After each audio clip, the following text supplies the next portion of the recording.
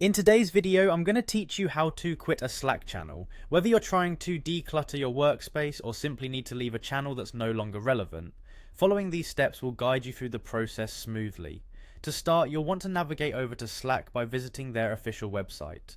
Open your preferred browser and go to slack.com. You're probably already familiar with Slack as a work management and productivity tool, so once you're there, the next step is to sign in. If you use Google to sign in, that's great and very common. Click the option to sign in with Google. This will streamline your login process by using your Google credentials. Make sure you choose the correct account if you have multiple.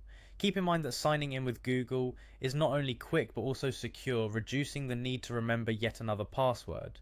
After you've signed in, you'll land on the Slack dashboard. Here's where all your workspaces and channels are hosted. This is the hub from which all your communication in Slack takes place.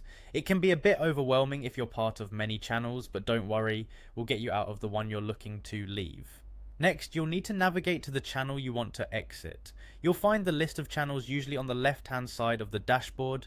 Simply scroll through and click on the desired channel. This will take you into the conversation where all ongoing chats are visible.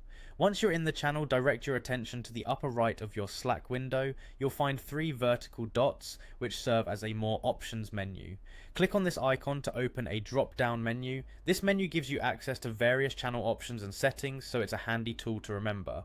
In the drop-down that appears, you'll see an option that reads Leave Channel. Give that button a click.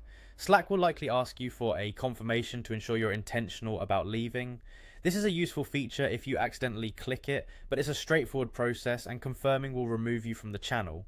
And just like that, you've left the Slack channel. These steps are useful for keeping your workspace clutter-free and helping you maintain focus by only being part of channels that are necessary for your role. By following these instructions, you've learned how to manage your Slack channels effectively. Quitting channels that are no longer required can help reduce distractions and improve your productivity. Thanks for watching, and I hope you found this guide useful for managing your Slack experience.